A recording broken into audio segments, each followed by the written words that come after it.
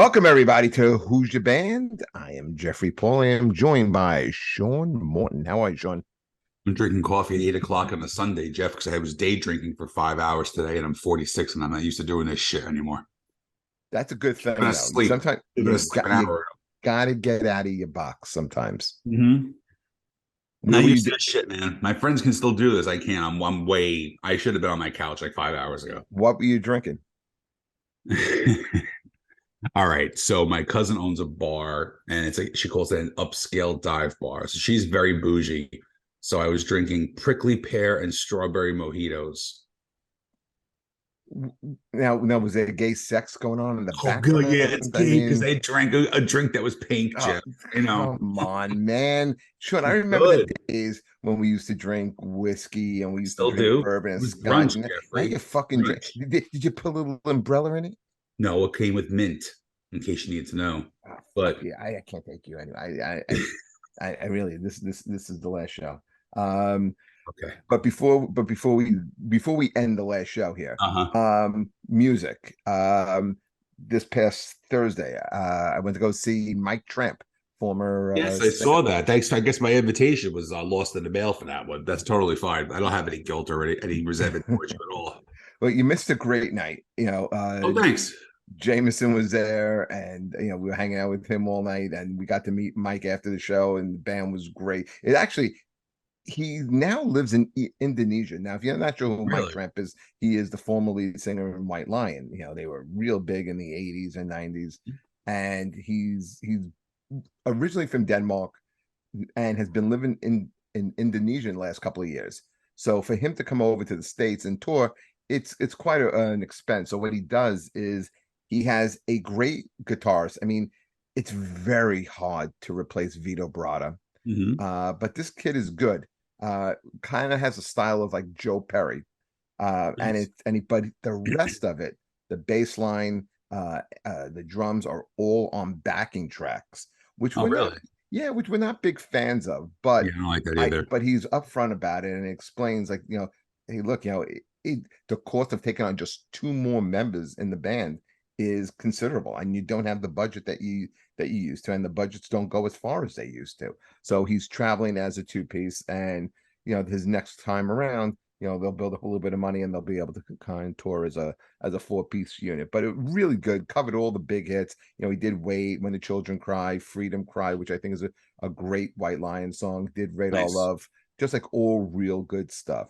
So I that just that bought tickets to see Ugly Kid Joe, which is a band that I've loved from the 90s, and they haven't toured the United States in 27 years, which and doesn't. when you just got tickets or you saw I, them? I just got tickets. It's Labor Day. No, not Labor Day, Memorial Day weekend. It's like out in Pennsylvania somewhere. And I listened to a podcast with the singer, and he's homeless, the singer, but by choice. So what he'll do is they tour so much overseas. So he'll be like, all right, we're going to be starting in Paris, France on February 1st. I'm going to move there December 10th. So he'll live there for like 2 months before wherever a tour starts.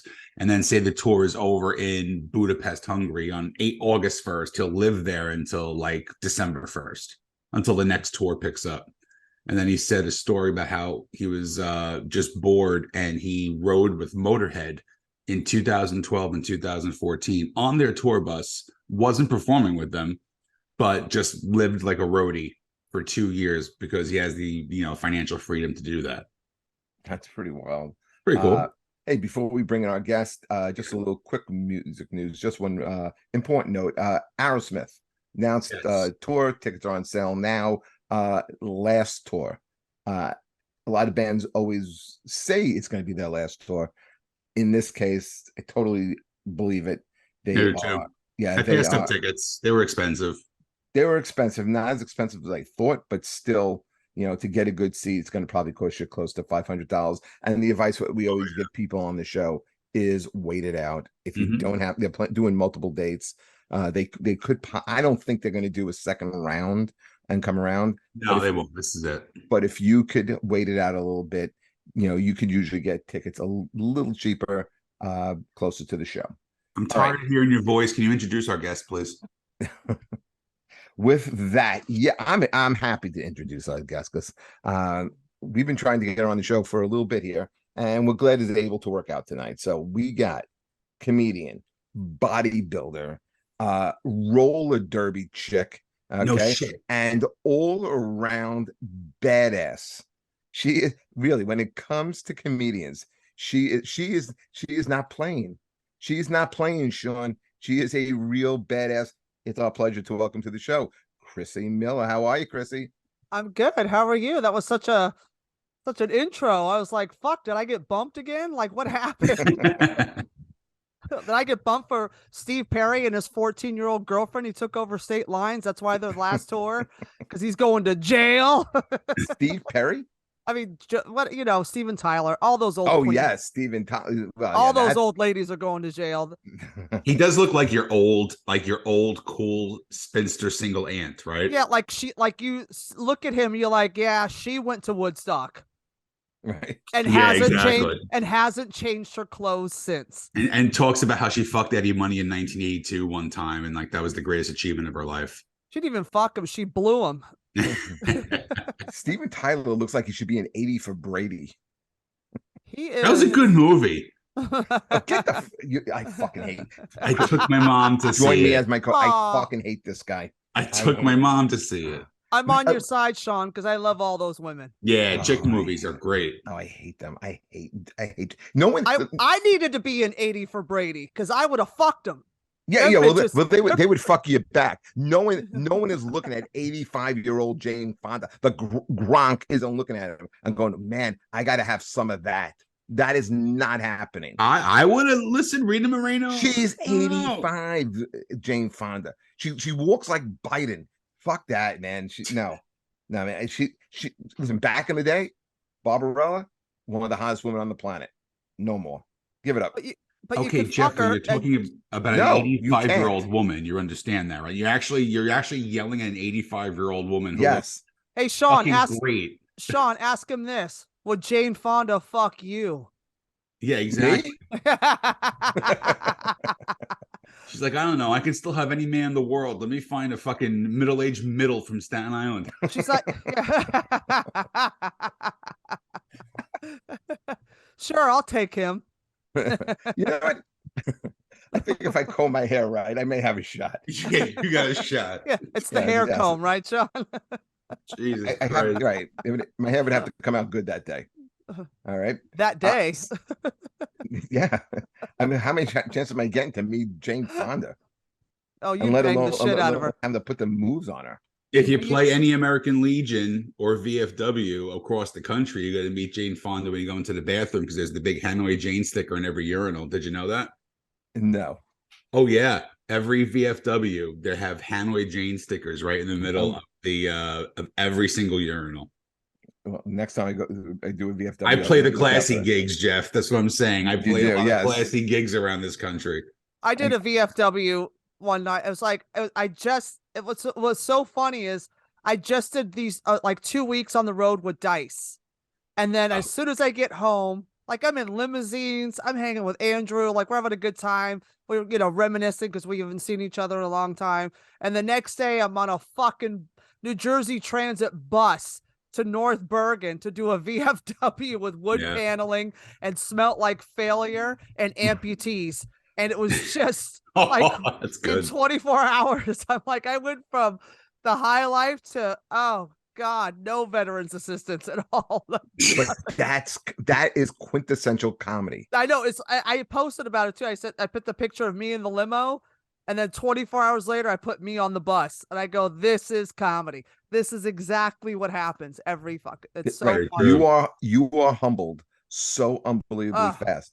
When a couple of years ago, Lenny Dykstra put out his book, and he does like this book show over at the Gramercy Theater. So on the show is I'm opening, Voss, and then Lenny, and Lenny's going to do a Q&A.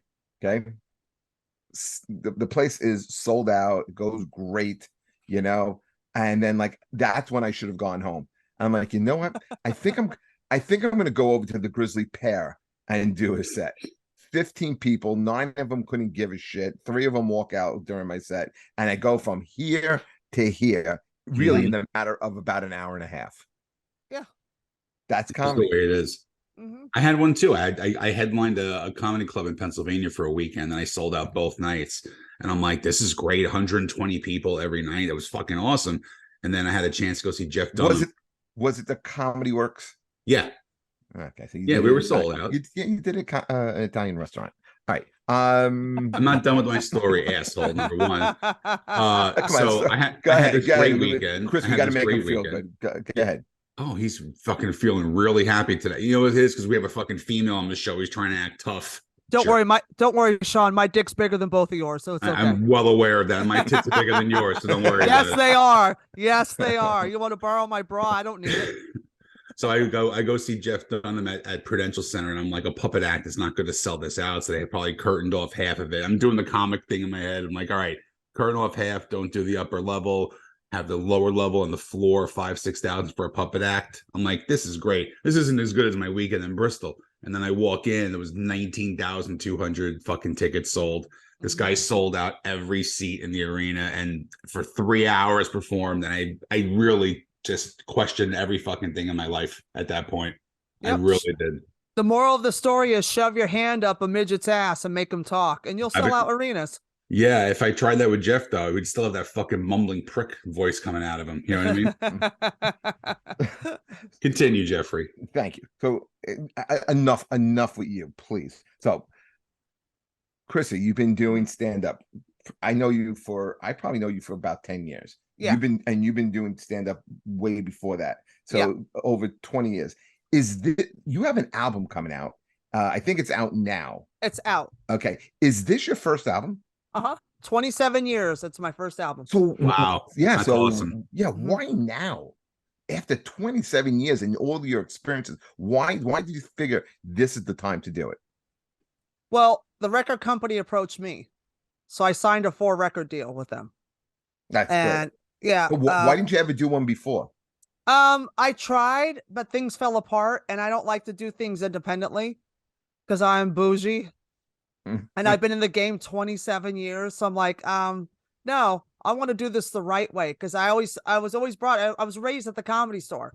So I was always raised, do it the right way and don't half-ass anything. Don't just try to force something through. Cause if I'm going to do an album or a special, it's going to be done right. It's not going to be done on an iPhone, sitting in the back of the comic strip or somewhere, and I'm just gonna record and put it on YouTube. There's my special, might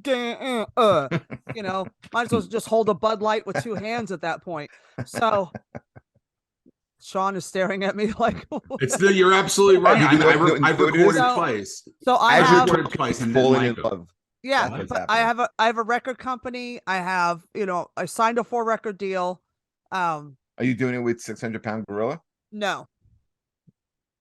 No. Okay. And how dare you call me 600 pounds? No, it's being released on Realize Records, by the way, Jeffrey. Yes. Thanks for doing your research. It took of 5 seconds to fucking download it, Jeff. Yeah, I love you, Sean. Fuck you, Jeffrey. Thank you. The general consensus of every guest on this show, by the way. So how did they come about?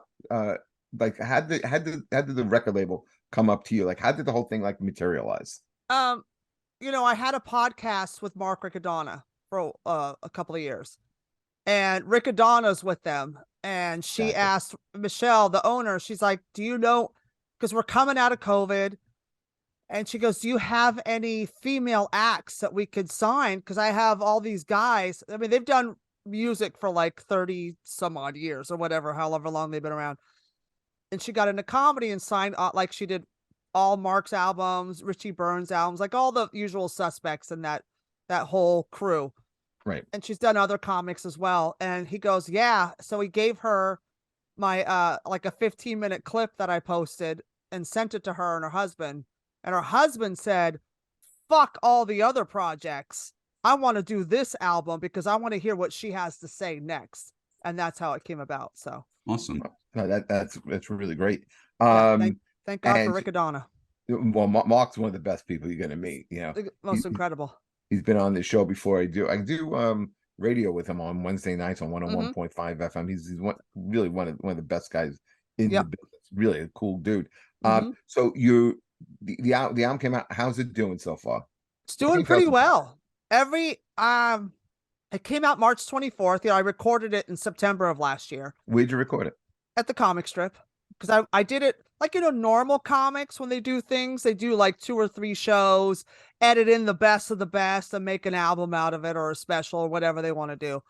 I am not that conventional and my comedy's not that conventional. My brain doesn't wire that way. And I was just like, you know what? If I'm going to do this, I'm going to leave it all on the stage. I did one show, one take. I said, if I bomb, so be it. If I killer, I'll be excited. That is really risky. Yeah, Because, it was what, I mean, what if you're on and you don't get a good crowd? exactly. My mother, her God rest her soul, she blessed that album something because it was, I could not have had a better crowd, a better night, a better anything. Like everything was just perfect. It was like the birds were chirping, the heaven's gate opened up, and just the comedy gods just smiled on it. So I did an hour and a half, and the album's an hour and 5. So they really didn't cut that much. I thought they were going to cut That's it to great. like, I thought they were going to cut it to like 40, 45, because that's all you need to as a minimum for spoken word. So I'm thinking, oh, that, and then I'll just use the other 45 that don't make the album, and I'll use that as I write another hour. Yeah. And I'm like, oh, you really didn't cut anything. Like we trimmed fat off of stuff and different things. I said, yeah, I don't need that whole bit on there. Like a lot of my old school Kardashian stuff I did just to set up Kim and Pete Davidson and Kanye and stuff. So we cut a lot of that because I'm like, cut the Cher stuff in half. And that's about it. Like a few other things got cut, like small things got edited, but I just kept it because the intimacy of that club and just the different demographics that were there that night for me was like insane. Like it was so crazy, and it was so cool to watch all these different demographics of people that would never intertwine, never talk to each other, never see, don't, not in the same neighborhood, not in the same bar, nothing. We're all in one room together laughing. And that was like powerful for me. That was like, oh my God. So everything was like lined up, and I took a big risk and it paid off, and the album's doing well. And the response from people and like new fans that are discovering me are like, oh my God, who are you? I've never heard of you. This is the funniest shit. And it's like, oh my God, I'm not going to get set on fire for all the shit I say. This is great. But Overnight success 27 years later. yeah, Bernie Mac. So was it your crowd, or was this just an open crowd to the comic strip? It was half and half. Okay. And so Yeah, you must have I like would pay for the 3-4 whole room if I was me. Like if I'm going to record, I'm going to have like 100 people. I'm bringing 95, and I'm going to Right. tell them, look, you've heard this shit for 15 years. Laugh like you've never fucking heard it before. I'm gonna tell the crowd what to do for this recording. No, I wanted it raw, unfiltered. I had a couple of hecklers. It was fun. Did you leave that in the record? Yes. Yes. That's very cool. I like that. And I was, I'm like, I'm just going to do it live, leave it all there. It's raw. It's just, you could feel the rawness from it when you listen to it. And that was what I wanted, that intimate, raw, dirty, dark club setting. Like it just has that vibe, and it feels, I'm really proud. I'm really excited because I worked my ass off on that. And, it's, so far so good, knock on wood, How far back did you go in your 27 years for the record? I went back to one of my biggest closers that I started, that what helped get me on stage was Cher. So I did my Cher bit. I brought her in just because she's part of me and she's like my idol, and she's my, my other me or whatever, but so I brought her in just to have that nostalgia of how it all started. Like my first big closing bit was Cher. That was my first big closer. How do you categorize your comedy? Like I've seen you, but for our audience that doesn't know you, how do you categorize your comedy? I would say my comedy is basically everybody's ridiculous inside voice, but they're too afraid to say it out loud because they don't want to offend people. So I'm that voice. Like, when you see something and you make fun of it and you Yeah. bust balls and crack horns, and that's what my comedy is. It's so ridiculous and stupid, but I just call a spade, and I call things in the moment. No two shows are alike for me because every audience is different. So whatever's happening in the crowd, I'm going to address it. I'm going to handle it because it also, I find, just for me, not for everybody. I don't have stock I don't have stock crowd work stuff like some comics have. I don't have the time to write that kind of stupid shit because you never know where you're going to be. So I Right. just kind of fly off the cuff when it comes to anything happening in the crowd or anybody in the crowd. It's just off the cuff, whatever's happening in that moment. I like to meet the audience halfway, but I like to make it a big party and just laugh and make fun of ourselves and break balls. But I always say the best way to describe it is I'm that inside Joker voice in your head that likes to talk shit, but is too afraid to say it out loud without offending anybody. Are you a confident person? Say that again. It's Are not you my are you a confident person? very. Okay, even off stage. Yes. Okay, so that would go in line with your convictions on stage. So Yes. like if you had never seen Chrissy, okay, and I've seen her a billion times, Yes. she's loud, in your face, high energy. I mean, she used to take probably the hardest spot in the show, which would be the 11 o'clock closing spot at Broadway Comedy Club on a Tuesday or a Wednesday night. Love that And spot. and would just like, the audience would almost be at the point where they're going to die. And then you brought them back to life. Yeah. And you always closed really strong. But Yes. but you were dirty, and you were kind of like abrasive. So is there any drawbacks to that? Do people get offended, and has it cost you work?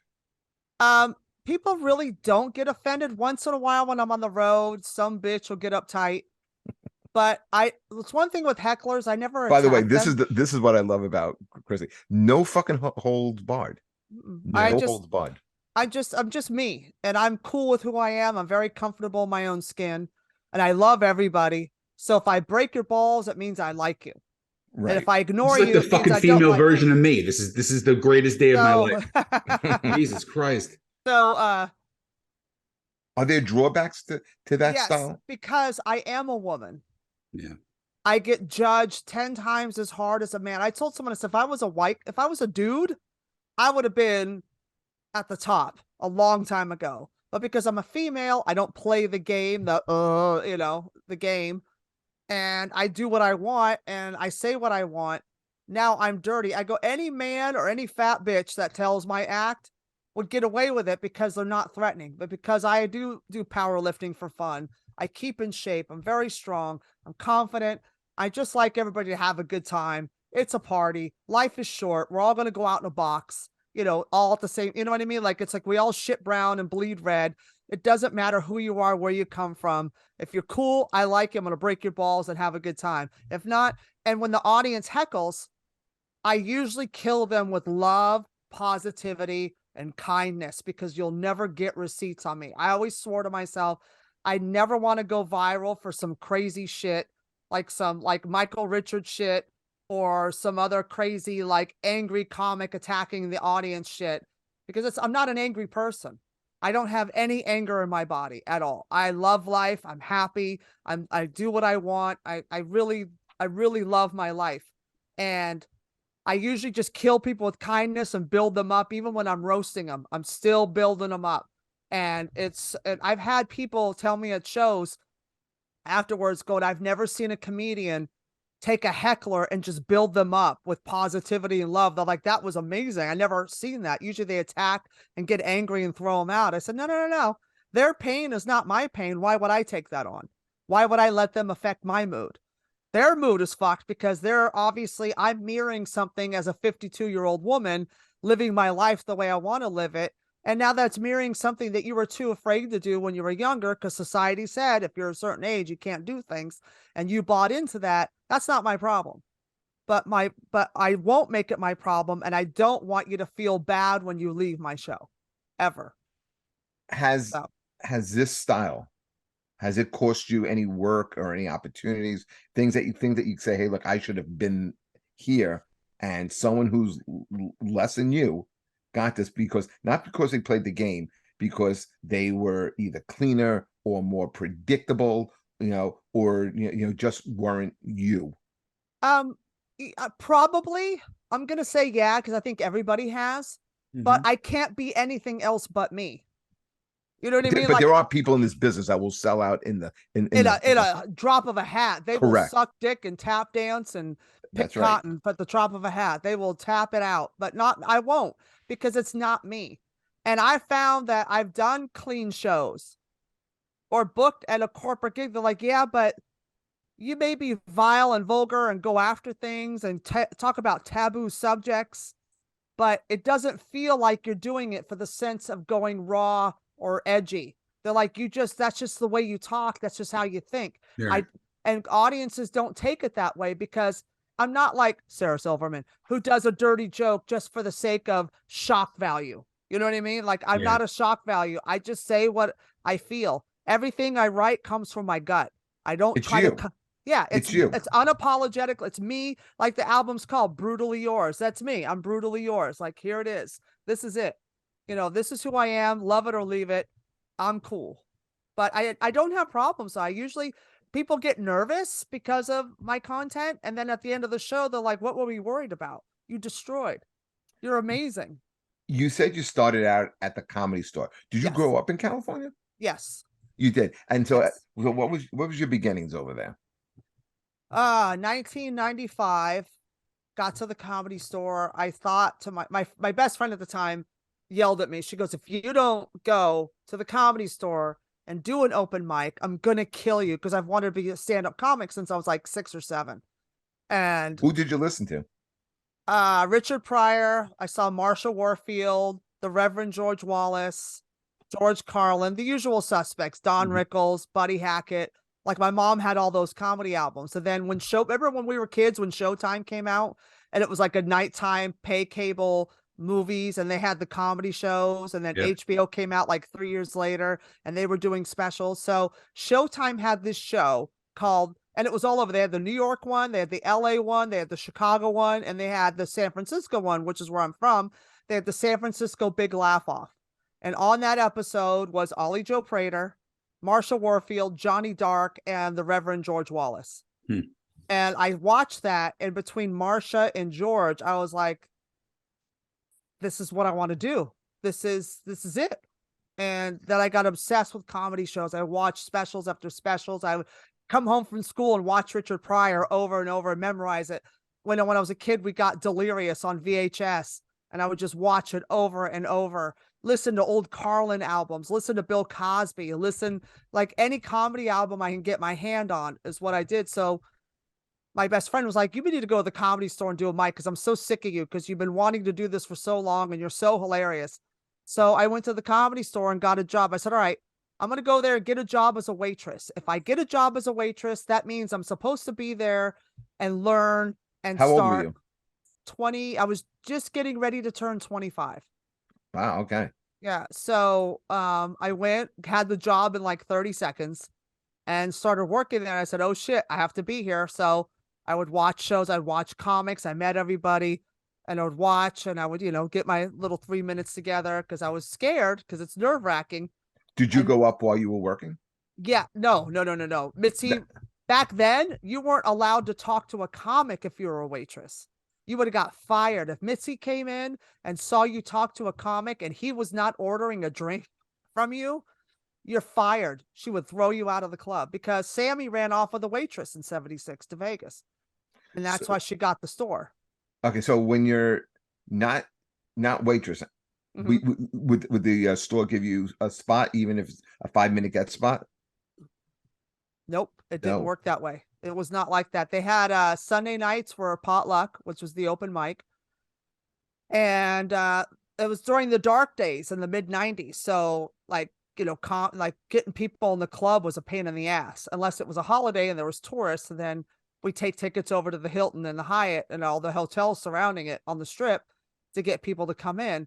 And so we weren't allowed to do stand-up. We weren't allowed to talk to comics. So I'd have to sneak on the potluck night on Sundays with the employees because it was like the open mic from 7 to 8. The employees, like the doorman, the cover booth, the phone guys that were all like new comics working their way in, went on from 8 to 9. So that's when I would go on. And then Mitzi would come in from 9 to 10 and do her showcases. And then from 10 to 2 was all the pop-ins, all the paid regulars could pop in and do a spot. There was no like special lineup.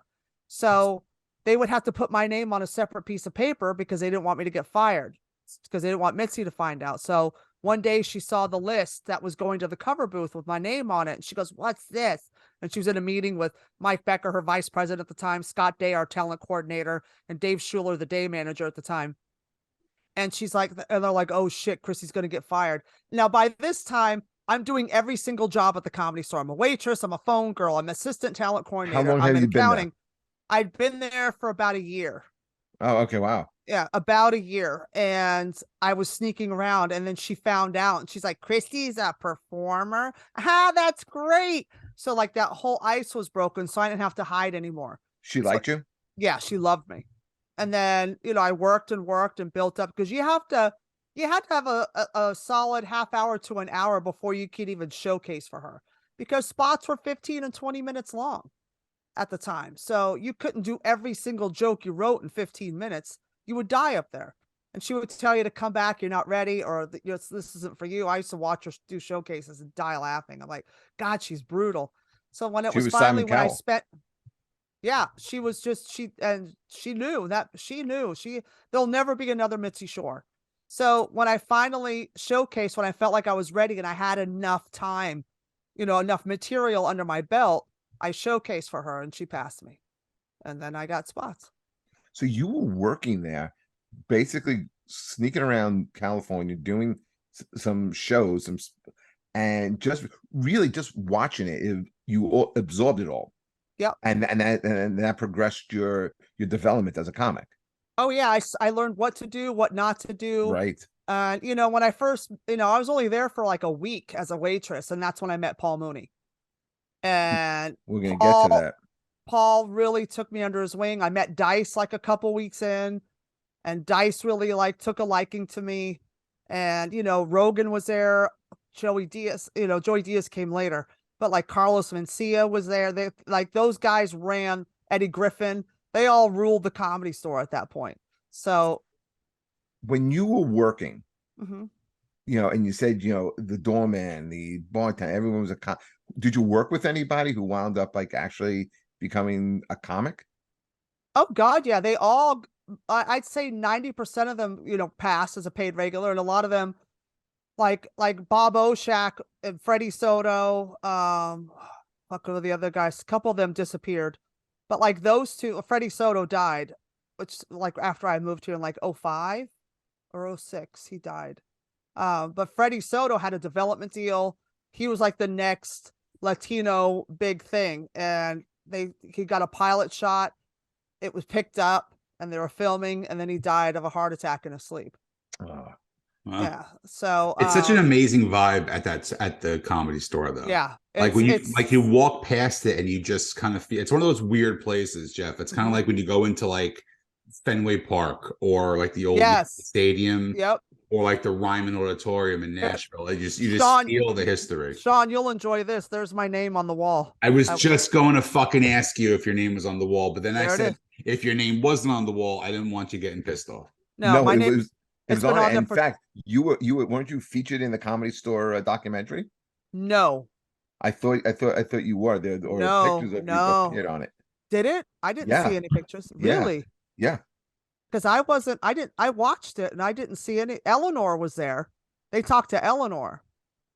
I could have sworn it's probably Eleanor. Your name or your picture had popped up, and I was like, anytime I see one of my friends on something, I'm like, Christy Miller, Well, I hope so. I don't remember. But I know because I broke that barrier with the waitresses with Mitzi, where we were allowed to like be human inside the building and not be scared shitless for our jobs.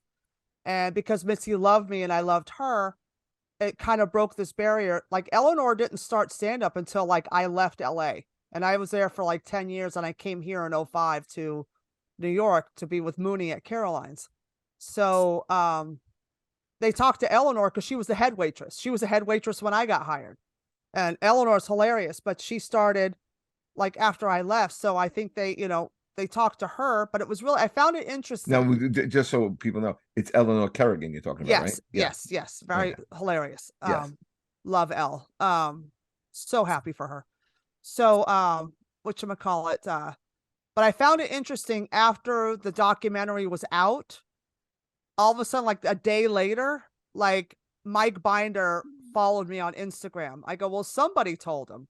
Somebody talked about that as the waitress, but it didn't get featured in there, which is fine. It's not a big deal. But I was like, man, that's my grown up. That's my home. I fucking balled barriers down with Mitzi for that. Did you get to hang with Paulie? And did he kind of and if you did he kind of have like a little thing for you? No. Okay. No. I think I was I wasn't a bimbo. Paulie liked him really hot and really stupid, and I'm neither of those. I'm mediocre at best, and I'm very smart.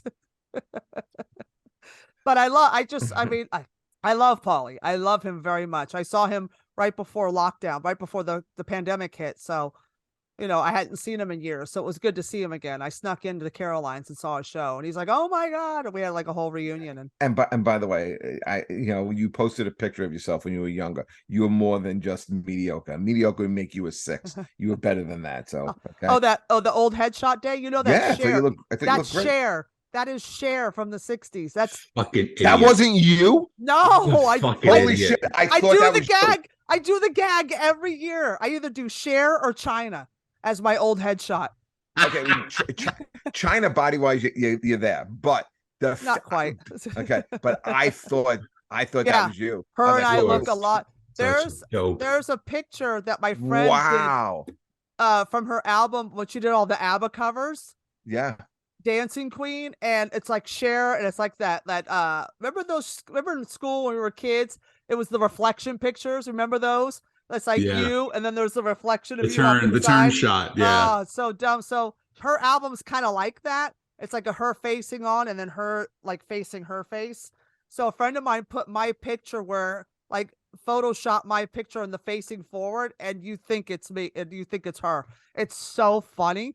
But like when I do my makeup all like hers, when I paint my face like hers and put the wig on, and then it's like Cher, and then they all thought it was me. That's not bad. So that's good. That's good. This from the guy who goes, "Yeah, do you want to hear my De Niro impersonation?" I do the worst De Niro. So my De Niro sounds like Bernie Sanders. It is so hilarious. It's a lot of heavy breathing, and somehow I made him out to be a Brooklyn Jew. You should make it. You should call it Berniro. Robert Berniro. Listen, bitchy Slambora. Hey, it's shot to the heart. You're to blame. We'll get to you in a second. But let's go back to something you've been alluding to. Okay, so you opened for a couple of legends, all right? Yeah. Paul Mooney, Andrew Dice Clay. Talk to us about first Mooney. You said you came to New York in 2005, and the Mooney shows at Caroline's are pretty much legendary. Yeah. Between the interaction with the crowd. So, and just verify anything what I'm saying here. I heard people would walk out. I heard sometimes there'll be 20 people in the show and he'll do 3 hours. Yep. Tell us a little bit about like working with like Paul Mooney and your impressions of Paul. Oh, homie. It's too real, homie.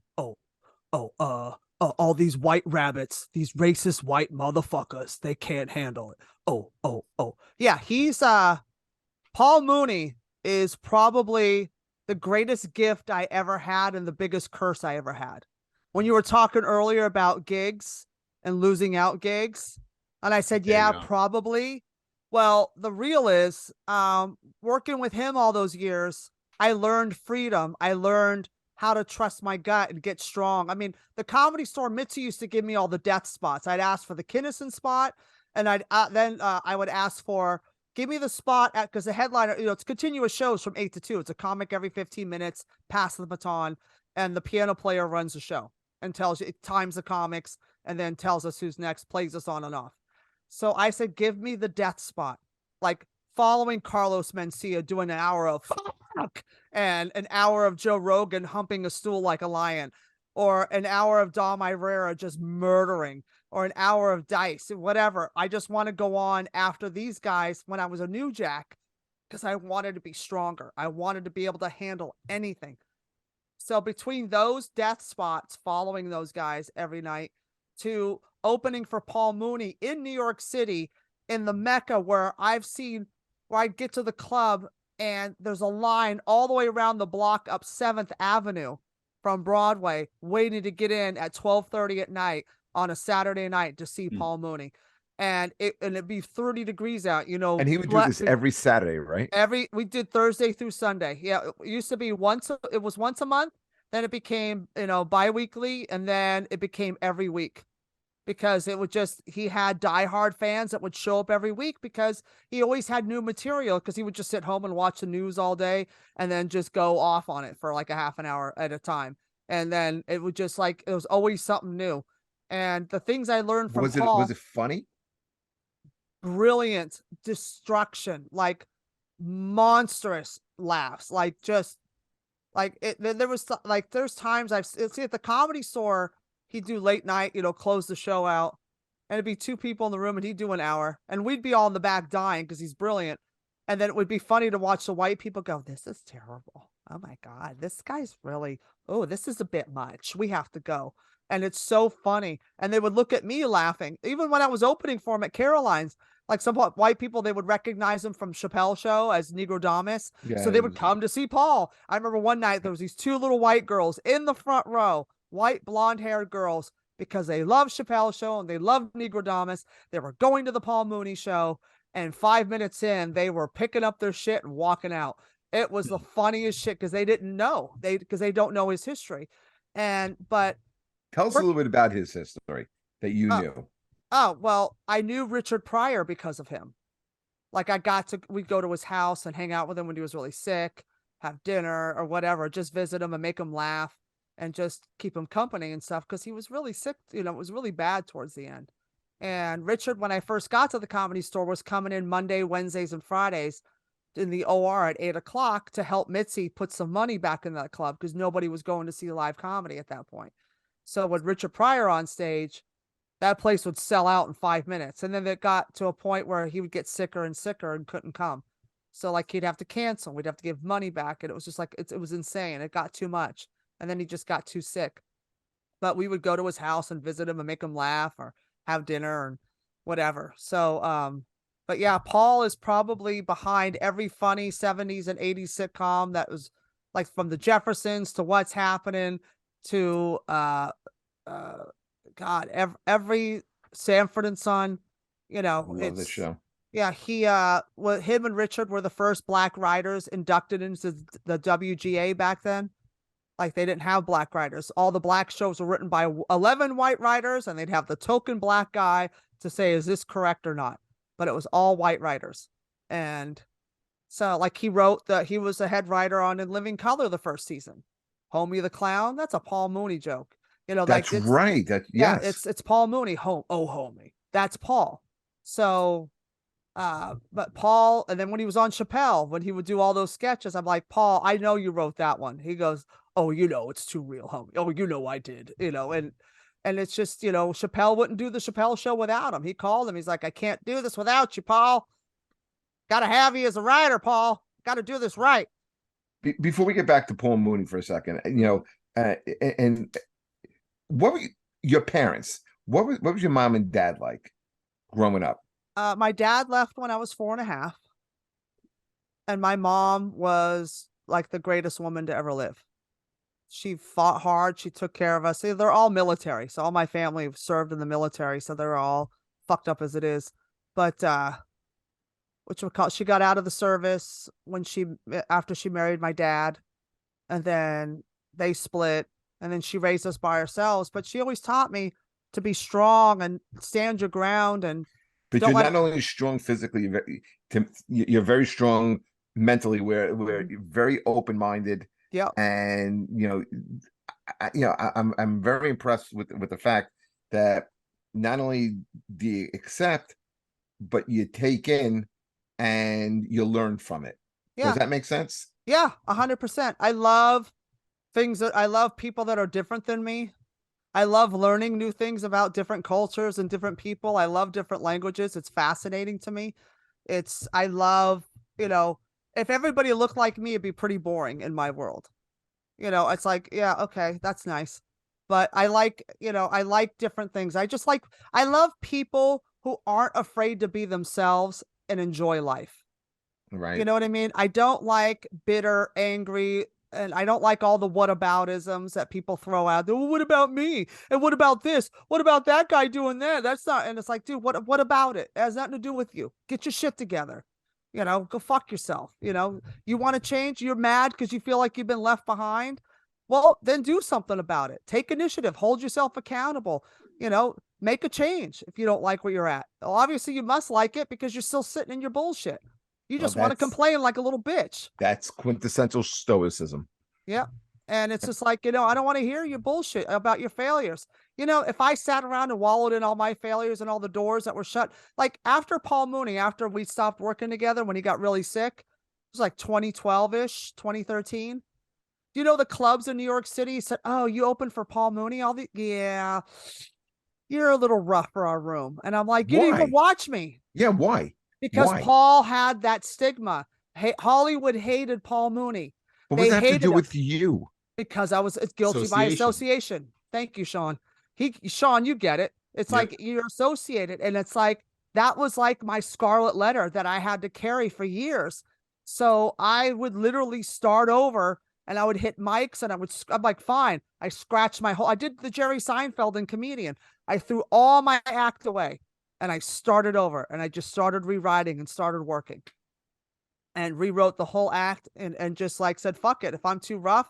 And then it was just like, they wanted that Paul Mooney thing has hung over my head for so many years that I just said, well, fuck it. If that's the way you feel, then I'm going to do jokes that make me laugh. I'm going to keep going. I don't give a shit. You can't stop me.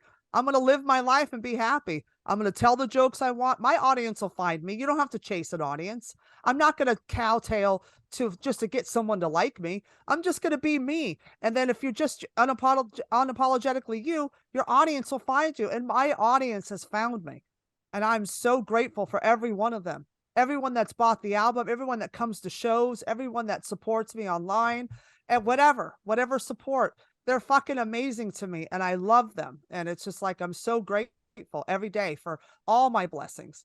Am I where I want to be? No, but who cares? Nobody is though. Nobody's ever happy with where they are. But I love my life. I'm so happy with what I'm doing. Like who else can, live in New York City in this day and age with these prices and be able to support herself without a day job? Well, okay. Let's go into famous. No, because I read an article about you. It was in the New York Times. Oh yeah, during COVID. You know what I'm referring. Okay, yeah. Right. I mean, we'll get to Dice in a second, but how did you survive then during the pandemic? Because in this article I read, that featured you, you made your living as a comic, as a personal trainer, and you're talking about two of the industries that were hit the hardest and open up last was comedy clubs and the gyms. Yep. Okay. So how did you survive and stay in New York? I don't know. I really don't know. I prayed a lot. I didn't have any income for 2.5 months until the stimulus hit. And then, I filed for unemployment. Like we locked down March 16th, the day before St. Patty's Day. That's right. March 18th, I filed unemployment. And I said, you know what? Something told me, do it now because how long did it take you to get it? Yeah. 2.5 months. Yeah. New York because it's not set up for that. No one knew this was going to happen in the world. The whole world had to shut down. So these government offices, they don't really take government funds and put them in brand new computers and servers. We're going to bail this out so it's state of the art so we can accommodate unemployment benefits and other things. No, that's the last thing on a person's budget. There's other programs they got to feed. So they have these rinky-dink little computers handling 20 million Well, it wasn't fucking just the computers; it really was the manpower because yeah, you would all of it, all you of would it. have, The you would servers have crashed. claims of 10,000 maybe a month, and now you're going up to the Yeah, the six figures yeah, so the in claims. servers couldn't they had like 1 or 2 servers. So Apple and Google donated. Like Google donated like 9 servers to the state of New York when they shut down, when all that crashed and all those problems, because it wasn't designed for that. No one was prepared for this. So and then Apple donated computers and stuff as well so they could get up and running and kind of update things so they could handle the influx of unemployment benefits and applications and all this shit. And everything got fucked up and it was just crazy. But I don't know. I don't know how I made it. I don't know. I couldn't tell you. It was all a blur, but I did it. And all I did is I just had faith because I knew I'm a survivor. I've been through worse and it's is only temporary. We'll get through this just like everything else in the world. We get through it. Yeah. And if you lose your head or get caught up in the negative or the conspiracy theories or the whataboutisms, you're going to die. It's literally going to eat you up and you're going to die. And I was like, no, we're better than that. I'm cool. Let me figure out another strategy since I can't go to the gym and I can't go on stage. So I sat at my computer March 16th, 2020, and earlier I could barely send an email. I sat at my computer 14 hours a day teaching myself all the different streaming services, like Zoom, StreamYard, Restream, OBS. That was the hardest one. And then I taught myself, I started with iMovie. Then I graduated to Final Cut Pro. And then I went into Adobe Creator and I got into all this and I taught myself this shit. And I spent hours at the computer learning. And I was like, and then doing shows. And then I started getting shows that people like this kid, he's a man. James Mack, do you know him? Yeah, Really nice dude. yeah. He was actually one during that summer who got me a lot of paid gigs online and helped me out a lot. And I'm grateful for that. And then from there, other people started to figure out, oh, let's do gigs. Let's do this. So then I was doing 3 podcasts a week. And then I was headlining shows like 3 or 4 times a week. So I was busier in lockdown than I was out of lockdown, which was funny. But I just kept the faith. I just kept my head up and just kept pushing. And then everything worked out because I knew it would. Eventually everything works out. Yeah, it took an adjustment because I had some really great momentum coming off of the Scorsese movie, and things were real good, and then things locked down. So from March 16th really to June 16th, that's how long I was off stage. And then I started doing outdoor shows. And then I started doing, once we started doing outdoor shows, started doing some secret shows, some like secret location stuff, started doing, started getting pretty proficient in being able to do Zoom shows. But you're right, you adjusted. There was that period. You're like, what am I going to do? You catch your breath for a second, and then you're like, and okay, you're like, you know what? I'm going to come out of this do. stronger. This is like, this is, I'm like, I'm in boot camp now. There's another level. I'm about to achieve a new level in this video game. So let's do this. And I got really excited because it was different. Yeah, I did park shows. I hated park shows. I'm sorry. I hated them. I really hated them. What did you do the one for Stand Up New York and like in Central Park? Yeah, I did that one and West Sides. Yeah, I didn't do any of those. What I did was shows like, and Sean was on a couple of them where we would be outside and people would be in their cars. And they would the be windshield listening. wipers and the honking. Yeah. That was too much for me. I couldn't do it. I was like, no, never again. Yeah, I was like, I said I'll never go back on stage again until this is over. Yeah, I can't do that again. And for me, the Zoom shows were so easy because I have a lot of energy anyway. And like I remember, I did Jim Madrinos' podcast back in lockdown, and I've known Jim since I started because he was at the Comedy Store with Kinnison, and so I knew him and Carl LeBeau and all those guys were like, when I started, they were like, hey, look at this little idiot trying to think she's funny. And then Madrinos goes, how do you do it he goes, your energy on a Zoom is exactly the same as your energy on stage. I said, because I'm a whore. That's who you are. Yeah, this is what I do. So if I see faces in a box, I'm going. It's on, bitch. Like I will fucking do an hour. I was doing half-hour, 45-minute shows on Zoom. It was fun. And it was great. I'm like, oh, I don't have to get dressed. This is fantastic. It was easier to develop material because you could have your notes on the side. Yep. And kind of like cheat that way. In that regard, I like it. And once in a while, I will still do Zoom shows if I want to like not have to travel, but I want to work out new stuff, I'll Yeah. do it maybe once a month now. I used Yeah. to do it a lot more I used because I used to love it. Yeah, well, I sometimes I'll pop on Gladys's show just to work on stuff, just so I can sound it out and Exactly. and watch the You can notes. write it, but you got Mhm. to start to say it. Exactly. Yep, And Zoom was exactly. perfect for that. Yeah, Let's get into Dice because you had kind of like a resurgence. I know you had opened for him previously, and yeah, then recently you kind of reconnected and was on the road with him again. yeah. Tell us your history with Dice. Dice and I met at the Comedy Store when I was just a waitress, and I was only there like a couple of weeks, and he came in with Trini. Now, mind you, I was probably the biggest Dice fan in my teen years than anybody else I knew. Loved him, knew all his shit. And then when he walks in the Comedy Store, when Paul Mooney walked in, I What year dropped is my this? glass. This is 1995. Oh, so it's a good looking dice. It's Ford Fairlane dice. It's good. It's good looking. It's sexy dice. Right. Oh yeah, it's like you could get this dice. It was that time, and I was like, oh my fucking god, it's Andrew Dice Clay. I'm gonna die. I'm gonna die. So I'm like pretending he's not there, and I'm ringing in my drink orders, and I'm like, not look, don't look, don't look, don't look, don't be an idiot, Christy. Don't. And I'm like having this conversation. Don't look at him because you're a fucking moron. You're gonna say something stupid. Don't say anything to him because you're gonna say something dumb. And his wife is there. You don't want to make a scene. So I'm just like calm. And all of a sudden I'm ringing in an order. And then all of a sudden this arm leans next to the register. And I look at him and I'm face to face with him. He goes, I'm Andrew. What's your name? And I'm like, moist. And I'm like, I go, it's Christy. Nice to meet you. Whatever. And I'm like, oh my fucking God, it's Dice. Like I'm having a meltdown. It was inside. And I'm trying to hold it together. And we became friends ever since. And, it was just like we got to be really good friends. And I did some stuff with him. I did his album cover Face Down, Ass Up in 2000. And that was fun to see my butt on Tower Records on Sunset Boulevard. It was hilarious. Oh, wait, that's you? Yeah. That's fucking awesome. Look how excited you are. I have it on CD. I have it on CD. You little creep. Go ahead. I love it. People ask me, which one is you? I go, I'm the black girl in the middle. And I just walk away. But yeah, so we were really good friends, like really close. And then when I moved to New York, I was in a bad depression. It was just bad. So I came to New York to just like, you know what? I need to shake this. I got to get out of that. So when I left, I just cut ties with everybody and I just talked to Paul. And that was it. And if anybody came into town from the Comedy Store, I'd go hang out with them.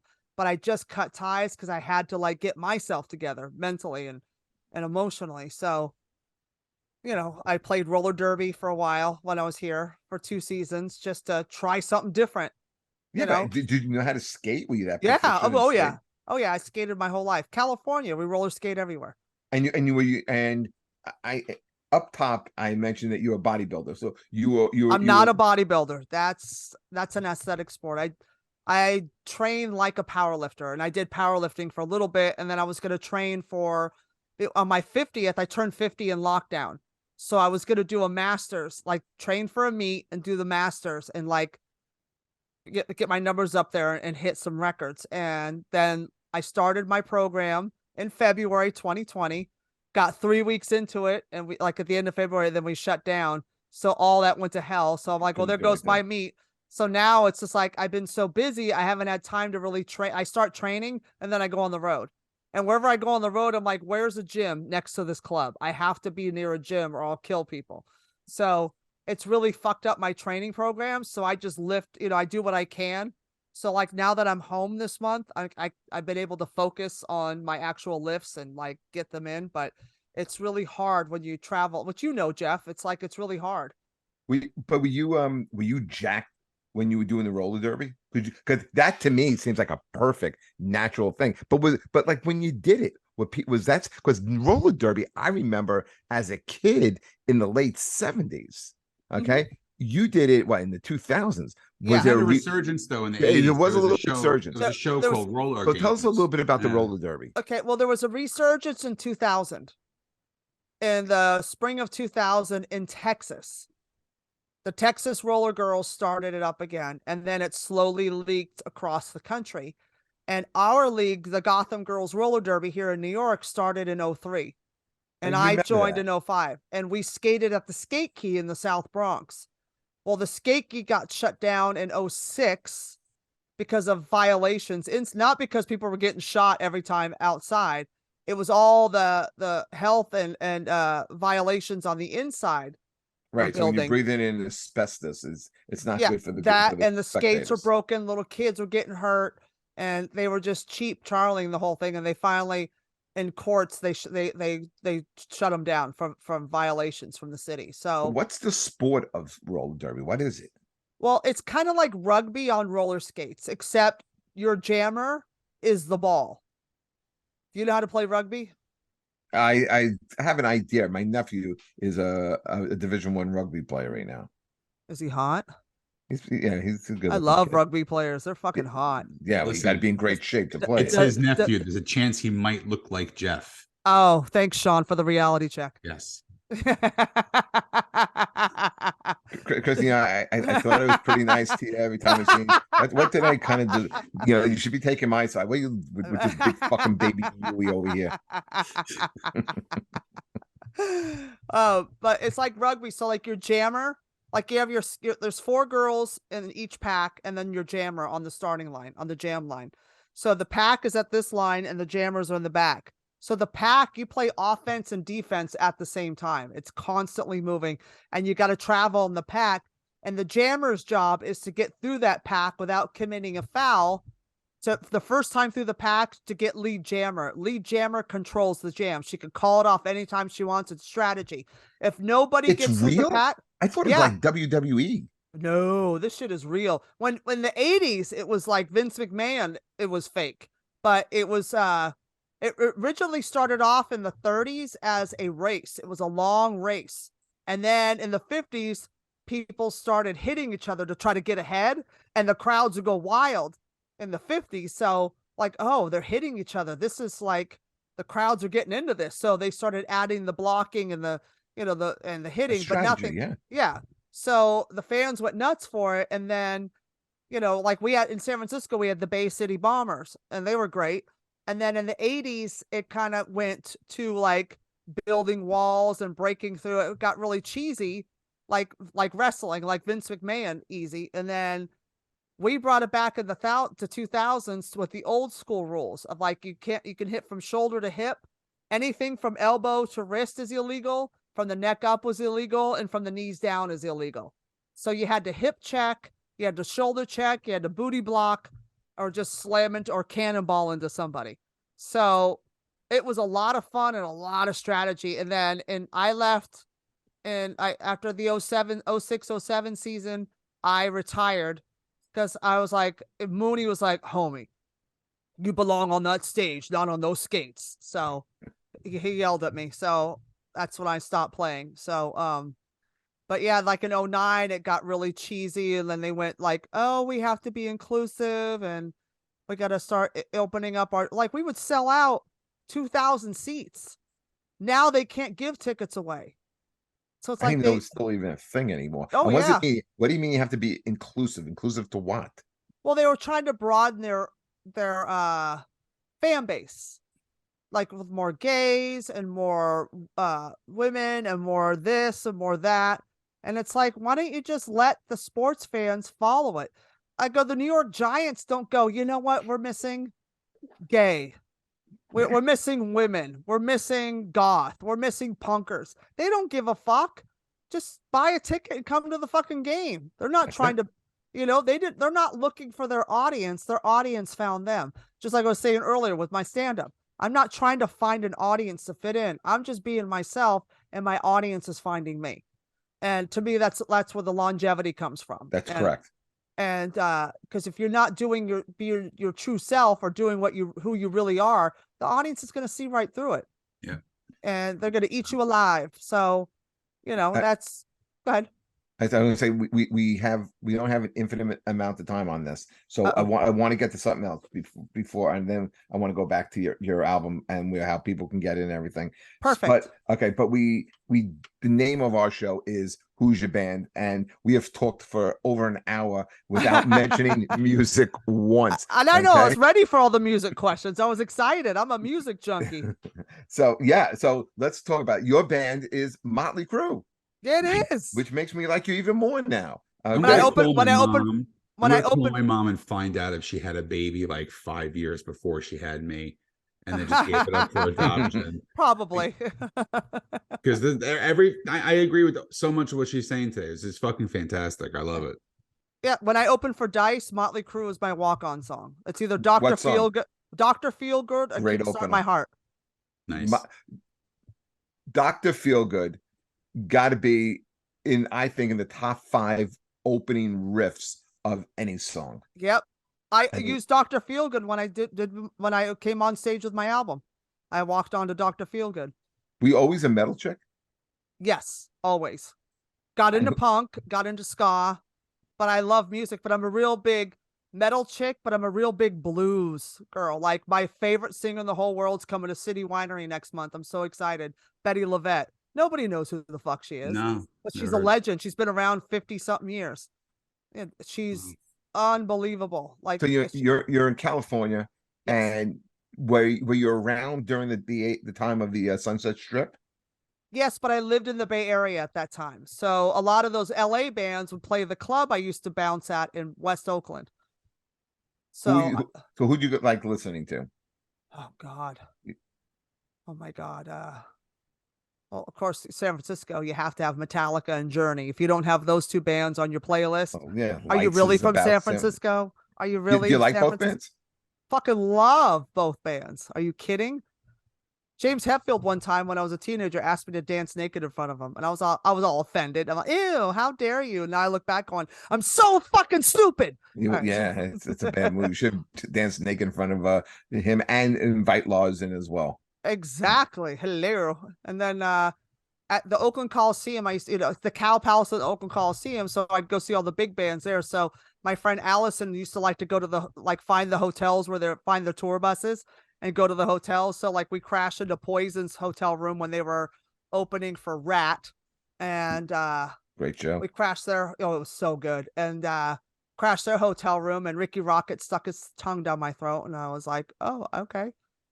How you doing? Are you available every Sunday night at 8 o'clock to co-host this podcast with me? Because I'm having more. No, really, I love him. I really do. He's one of my I love best Jeff friends. Paul. Come on. But yeah, no, this is definitely a lot better than ever talking to Jeff. I told you would like her. Yeah, it's fantastic. I know Chrissy for a long time. So ask me more band questions. I like this stuff. This is fun. Yeah. Well, all right. So let's go back to Motley Crue. All right. Okay. And what's your opinion now, like, of what's going on with Mick Mars and kind of like the drama that's happening with Crue? I know there's drama, but I didn't hear about the drama. But I saw them do at the draft, at the NFL draft. They did. Yeah, they played, and I'm like, that's my song that I walk out to. Where's Mick Mars? Like, what happened? So what happened? Tell me. So they were claiming that he is just too ill to play anymore because of his illness. Which, yes. Well, okay. But what they did was they basically fired him from the band, took away all his CEO status from the 7 companies that they all own, and dropped his royalties down from 25% to 5%. And made it sound like they were doing him a favor by doing that. We're gonna keep you 5%, and they're saying that he was unfit to play. So Mick comes back and says, "Hey, if I'm unfit to play, Nikki, why are you playing to a bass track? You didn't play one fucking note on that whole stadium tour with Def Leppard. He wasn't even plugged in," is what they're basically saying. So now they're going back and forth. And Mick actually released an audio, which is brilliant on his part, of his isolated guitar track from his monitor. And when you hear him play on that stadium tour, he sounds better than he's ever sounded. I know what it was. The track that he released was my favorite Crue song, which was Primal Scream. Yep. And which you talk about great intros. I mean, that slide guitar that he's playing in that is just perfect. Yeah. And he was such an underrated guitar player too, because he was self-taught. He never took lessons. He can't really read music, but the fucking guy is like this virtuoso. Like he could play anything. It's crazy. He made it sound like there were two guitarists in Yeah. Always from the first Yeah, record. his guitar was well, the very first record's full. different. Yeah. Oh, I love the first record, but it's like, but that's so raw and garage band. Like, I love that.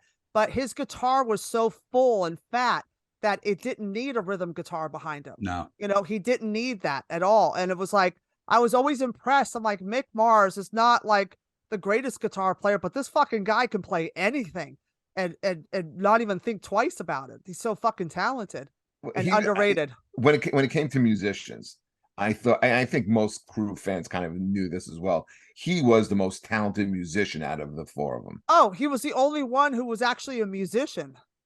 I mean, no, Tommy Nicky had Lee's, the look. Nicky had the look, and he's Yep. a good songwriter too. He's a good songwriter. Yeah. and Nicky had the drive. You know, Yep. if you read anything or you saw the Oh, the I Dirt, love the Dirt. I So love do that I. movie. It was You so know. good. And but Tommy's a very talented drummer, and I think he's great, and I think he's hilarious, and I love his personality. But it's like that band wouldn't have been anything without Mick Mars. it would have been nothing like that. I mean, Nicky Sixx puts the band together, and Yes. you know he hired Vince. Would you say more for his sound, or would you say more for his look?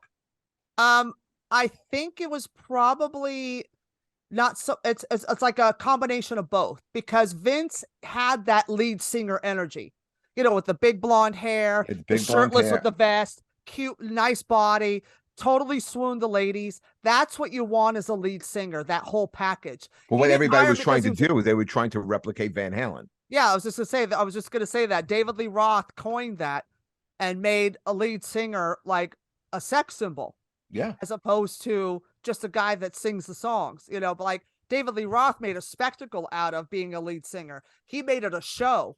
And, you know, Vince Neil had it. Vince Neil had all of that. He wasn't a great singer. He had a cool sound, but he wasn't a fucking singer. But every he had one the of those. look. Every bitch that looked at Vince Neil wanted to fuck him. Right. Well, every band followed that formula because you Yeah. had Poison, you had Warrant, you know, Yep. they all, you know, Trickster,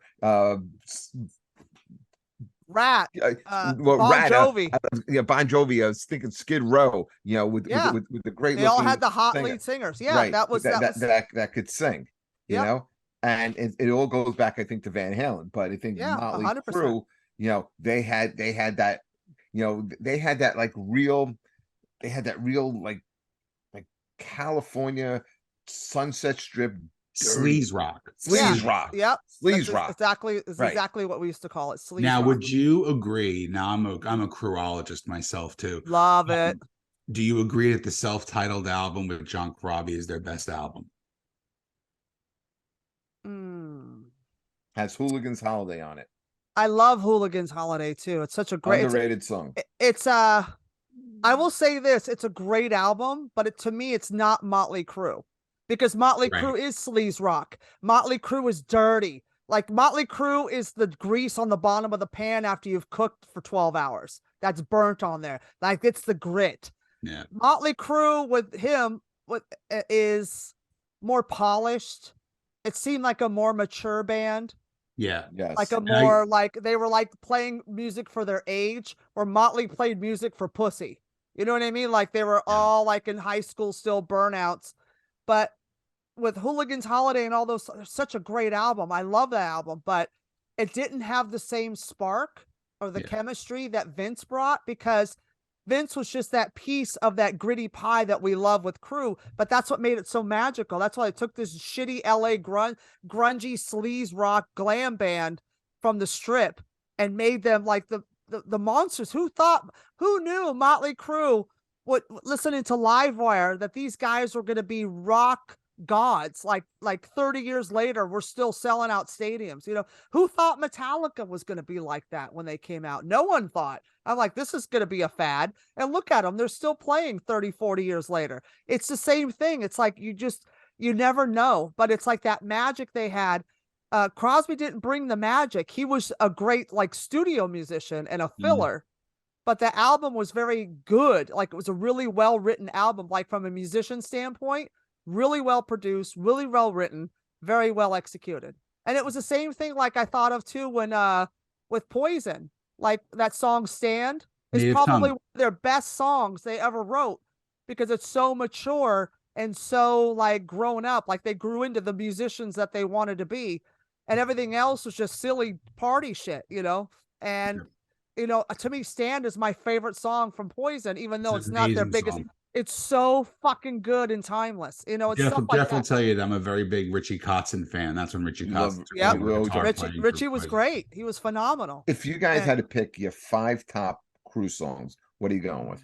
Oh God. You know what are you thinking?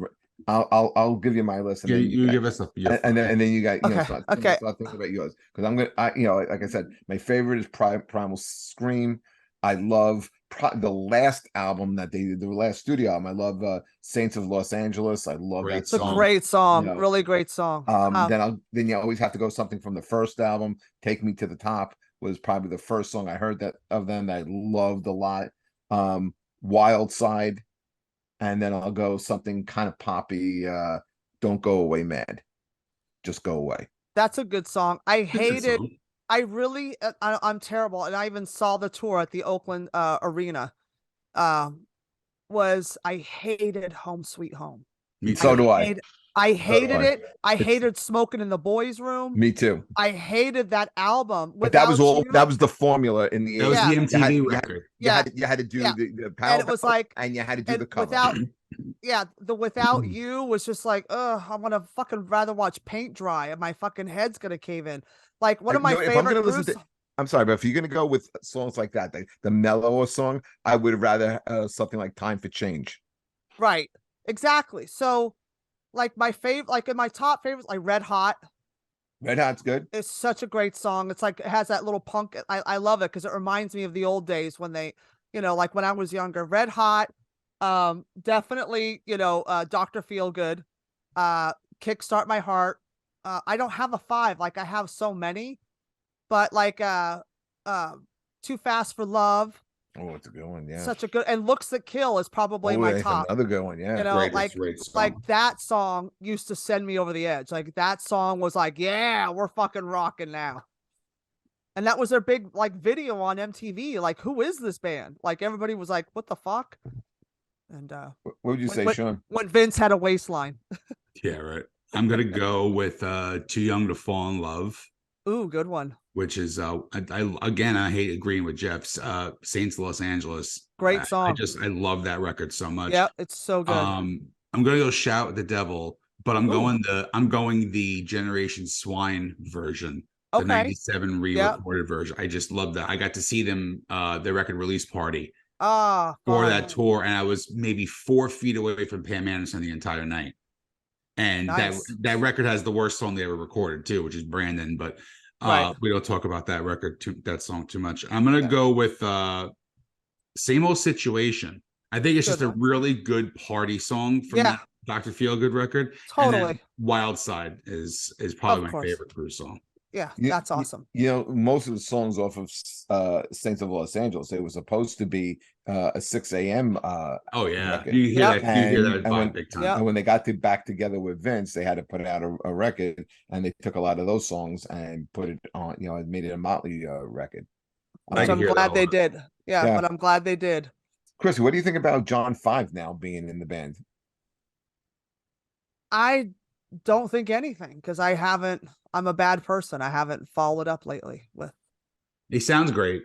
Does he But- sound great? Is He's he, a good, John he's a Five good Was that- fit. He is a good fit. was that the guy that was at the NFL draft playing Yes. with them with the blonde hair? Yes. Okay. Yep.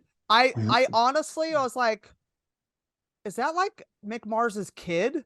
Like, I was literally like, is that his kid? Like, is it like the same face? Like the same bone structures? He has that look. Yeah. And I was like, is this Mick Mars? Is this his kid? Well, you know what? Like, He's got that whole image because he played with Rob Zombie for the longest time. right. My He's old very- buddy. He's a guitar player, but he's also just a brilliant musician and also a producer too. Like he produced a Leonard Skinner record like 10 years ago, which is a killer record, and he just did all the guitars and the production for Dolly Parton's rock and roll album that's coming Oh, out. I can't wait. Dolly is the queen. That's gonna be cool. Oh. Yeah, that's my record of the year that's going to come out this year. She's I love her. Like she's my everything. I love that woman. Now, But do you also you also mentioned you like Cher, I live for Cher. I am a Cherologist. like her music or like her Yes, acting or yes, yes, just who and Cher yes. is. Who she is, what she stands for, how she handles herself, her sense of humor, her albums, like all her music. Like my favorite album was one of her albums that flopped, that kind of got lost in the shuffle when she was changing labels after she left Sunny. It's a disco album called Stars. I listened to that Is that would over. take me home? No, that's Take Me Home. That was in 81. This was like 78. I It gotta say, came I'm out. not a big Cher Yeah, ologist. but no one, if you're not a Cher fan, you would never know this album existed, Okay. because it was like when she had the All right. Cher Variety Hour. It was Yeah, I after, used to watch that. it was the album after Half Breed. Like Half Breed was so big. Yeah. And then this album came out and she was changing labels and all this shit was going on and it got lost in the shuffle. You know what? And My friends they'll give me shit about this because well, I don't know, a lot of people know I love Broadway musicals. Always did, always Ooh. used to go. Why Because I like why them, do you Sean. do this and just Because give I me like, but you know what? I'm secure enough in my manhood to go to see a Broadway musical. And I yes, went to girl, go, tell it, girl. and didn't you I call me wanted to, gay earlier for liking something? What I was did, it? yeah, I did. Okay. Well, here's your chance to get back at me, Sean. Okay, you have more ammo on Get me. back at you. Whatever I can do is no be nothing compared to what life has already done to you. But continue. Hey-oh. So I went to go see. Did you go see Chrissy the Cher show on Broadway? I missed it and I Oh, auditioned, come on, it was and great. I know I auditioned for the London version Oh, very Wow. cool. as the 80s Cher. Yeah, because And, and they had a Cool. bunch of different actresses yeah, play Cher and through different parts I of her career. auditioned. The producers out in London got my little demo and told my manager, we want her. So I was like, fuck, I got to do a singing because it was one of the things I did in lockdown. I put the wig on and did like a little thing. There was a Cher and, during the Biden campaign and I was Cher and doing all that stuff. So I did like a fake campaign thing for Biden and, they loved it. So, I was like, fuck, now I got to do a singing thing. So I called up, you remember, Janice, the manager at Broadway Comedy Club. We call her Manis. Yeah. I Yeah, remember Janice. Tranis, Manis, Yeah, whatever. yeah. I Of love, course. love, love, love her. So I called her up. I was This like, was Janice's thing. Okay, someone would be up on stage for 30 seconds. They may not have gotten their first laugh. Get them off. yep. Get them off. Or Like Victor, like go- Victor go- in Lindyman. yeah, Oh my, she'd be like, exactly. oh my God, he sucks. Yeah. It's And, like give Sam Morello a chance to work this out. Okay. yeah, just give him a second. So I called her up. I said, I have to do this audition for the Cher show in London, for Broadway in London. Can I come in and use the stage and the sound system and do an acapella? She's like, yeah, come in. I get there at 5, meet me there. And we don't have shows till 9 o'clock downstairs. So you can have it the whole night. I said, I only need it for like 15 minutes. She's like, whatever. So I go there and I did an acapella version, like a little, like a verse bridge to the chorus for If I Could Turn Back Time. And then what else did I do? I did another song and then I meshed them together on a video and sent it in. And they ended up going with someone that is probably a third of the way through their transition, it looked like, but she just looked old and didn't look like her. I don't know why. Maybe they didn't have to pay her and they don't have to fly me in from the United States. I don't know. But this bitch was ugly as fuck. And I'm like, God damn, this bitch don't look nothing like her. And I made up and I look like her with the wig and the makeup. I have it all done. I'm like, all right, whatever. I guess I'm not going to go do Broadway for a year. I go take away from stand up anyway. So I don't want to be off stage that long. But I'm like, I'm going to live in London for a year and then hit the clubs and fucking crush It would have been an London. experience. And Yeah, exactly. Stand up will Bucket always list. be there. Exactly. And I'm like, I'm going to do Broadway in London and then go do the London comedy clubs and go hit the circuit and just fucking have a good time. Who cares? But it didn't work out. But yeah, When you do you do karaoke? Yeah. What's your go-to Cher song? If I could turn back time, It's not bad. if I could find a way. My throat's fucked up, so I can't really sing. And I don't want to Can you scream do a out loud little my name. Jesse James? just a great like song. Jesse James. I think Some of my Great favorite song. Cher songs, actually. That and I It's- found someone of my two favorite Cher songs. I found someone's a really good one. Oh, That that was one, the Michael other song I Bolton. did. Yeah, and the other, and the one that's really auto-tuned. Believe. Believe. I think it's a really good song. It's a great song. It's a timeless song. You know, put you in a good mood. I think she had Yeah. another song off that album. Yeah, there was What was the other hit off that? Believe, Power. There was some, but that was her biggest hit, so That I was a can't good one. remember. But there was another song off I of have that to look was at the also- song list. that I have was to look at the also song list. really good. Did you ever see it live? 7 times. Yeah, I've seen. I'm it. a junkie. I think Cyndi Lauper opened up one of the Yes, shows. she did. Yeah. Yeah, I was on. think- I was.